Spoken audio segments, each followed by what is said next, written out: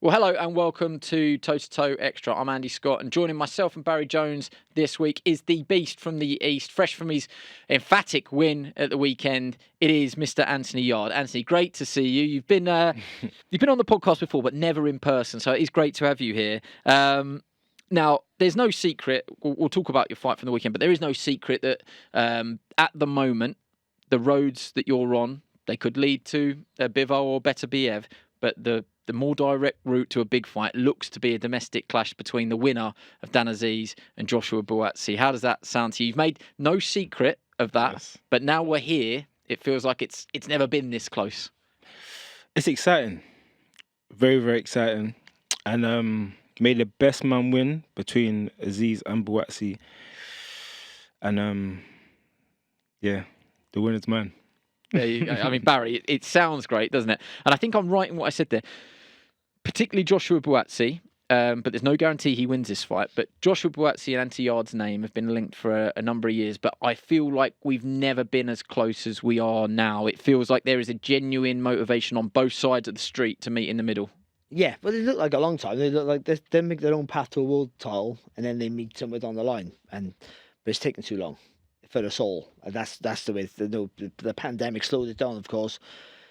But no, with the fact that Buatsi's having his own domestic tussle with Azeez, who's on a real roll at the moment, really is, and makes it really hard to pick a winner, a clear winner. Yeah, a lot of people call that 50. You got to say Buatsi's a favourite, you would say, but all the momentum and all at the minute is with Azeez. He's on a real roll of real quality, and every time he steps up, he proves he belongs, and maybe at that level and beyond. But because we've been talking about it since I think I still had hair on my head. No, with Anthony Yarde and Joshua Buatsi, that was the fight that we spoke about for such a long time. For that not to happen first, just don't seem right somehow. Listen, if Azeez wins, then you want to see Azeez in with Anthony Yarde. But Anthony Yarde Buatsi was the fight that we seem to be promised for a long time, and we don't want it to be one of those fights that passed us by. Slips away and we never get to see it, and we have to pretend who would win. Well, as we always do on this slot, we get the opportunity to roll in a bit of video now, and all I'm asking you is just to naturally just chat away about the strengths and the weaknesses and the pros and cons of both guys. This was Buatsi under the Matchroom banner, and this was for the British title, and he was really flying. You felt like he was really flying at this point, and he was punching with spite as well. Yeah.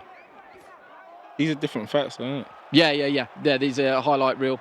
Jordan Joseph, this one. What does he do well, Buatsi, in terms of his strengths? Well, these are his finishes. So from what I'm seeing is, again, look, he's got the opponent hurt, and he's throwing shots as he should be. Again, you can only see what someone really does well when they're in the mist, actually boxing. But this is a bit more of that. This was Stepien. This was last time out. His comeback fight, effectively. Okay.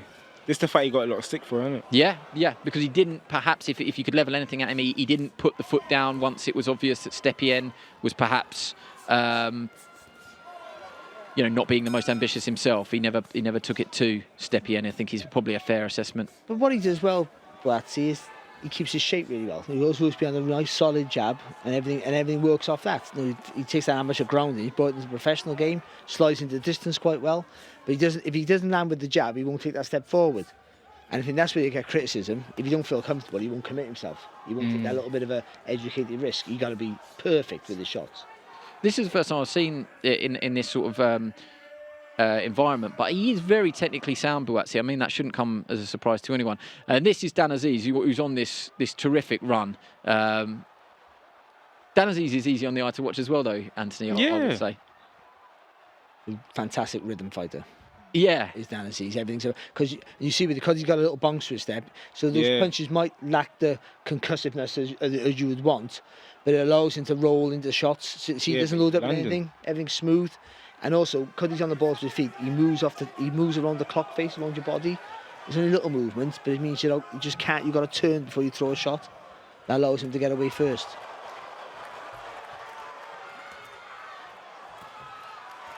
What do you think about the sort of the Hagler tribute with the red shorts? If he was in black and white, you could put him in that era, certainly. I'm seeing it because even with the style, like the way he's bobbing, and you can see he's inspired a lot by.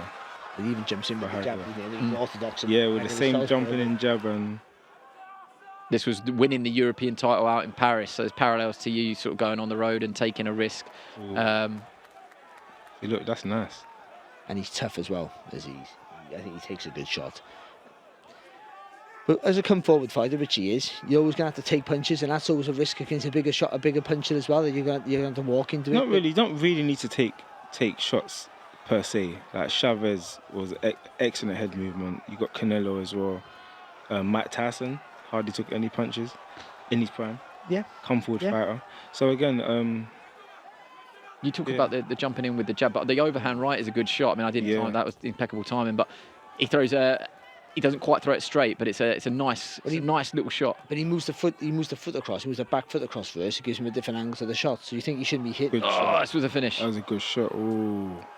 Barry, that was a real good win, wasn't it, out on the road there? Thomas Four, I went out for that one, and you talk about what he's managed to achieve, Dan Azeez, even before he gets in this Buatsi fight. He's achieved so much to get to the British, European and Commonwealth. There's all the belts there. Brits in Europe for the European title, we have more losses than wins. I'll tell you that much. It's hard to go away and win a European title, especially in a guy's home country, in their backyard. But Dan sort of living a dream. I feel he's going across thinking like no one thought it was going to get to this level. Maybe I didn't. So I'm just going to keep going. Yeah, but that must make you like.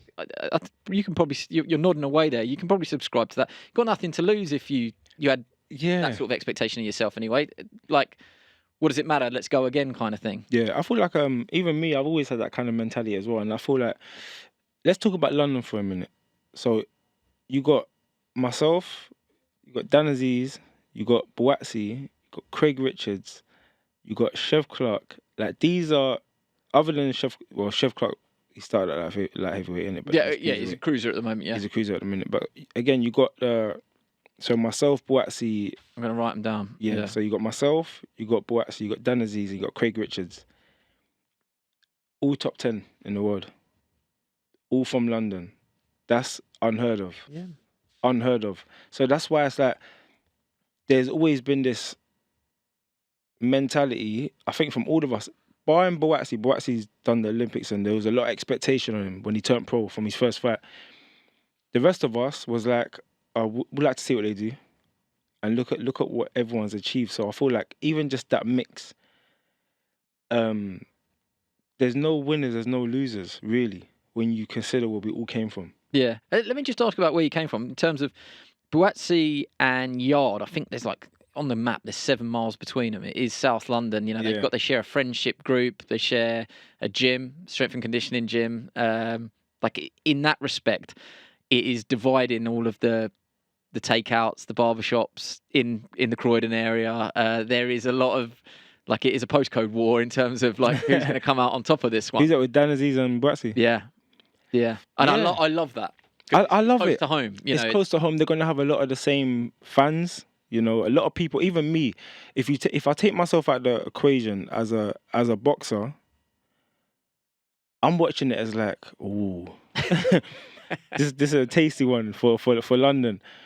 So then imagine adding yourself in there then. If I'm in there, it's even Yarde bigger. Versus Azeez or Buatsi, it's big, bigger. isn't it? It's bigger. It's bigger. It's big. It's bigger. It's bigger. 100%. Stylistically, though, it's a really good. It's a guaranteed. They both go forward. Yeah. I don't see none of them on the back foot once. I'm going to jinx it now. I can't see how it could ever be a bad fight. I don't see it. And I say the same for you as well. If you get in this mix, when you get in this mix, if you have this fight, when you have this fight of the winner, I can't see how it'd be a bad fight. And that is, and then you add Craig Richard Spider in that mix as well. They're all good fights and it's exciting times. And I just hope that I hope we get to see it. Yes. And you know what I hope, really? I just hope the public and the boxing fans support these events because, again, I've shown from myself, I've shown time and time again, I put my heart, I put everything on the line when it comes to boxing. Even when I'm training, it's because I want to be an entertaining fighter. I watched Mike Tyson's in his prime. I watched these legends, Roy Jones, Showman, and I said, if I'm going to fight, I want to be entertaining as well. So again, sometimes, it's that recognition that can push and motivate fighters. I think there's too many couch critics just sitting at home with their fish and chips or their beer or their burger, giving criticism instead of encouraging the fighters. Because again, we've got different generations, we've got younger generations looking up and they want to be inspired. They don't want to be like, I don't want to receive all that hate if anything goes wrong. They want to be inspired to do something better with their life instead of doing crime and looking in other routes. So I feel like we should just help and push each other and inspire each other to take more risks, be in these big fights, or even just go for it in the first place. I think that's important, the risk thing, taking risk.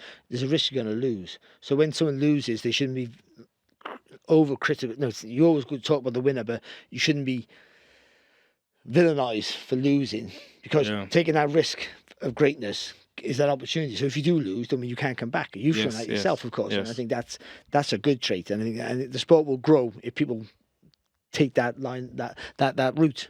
I'm willing to risk it. But I mean, this division, you got Dan Azeez, is a perfect example like you.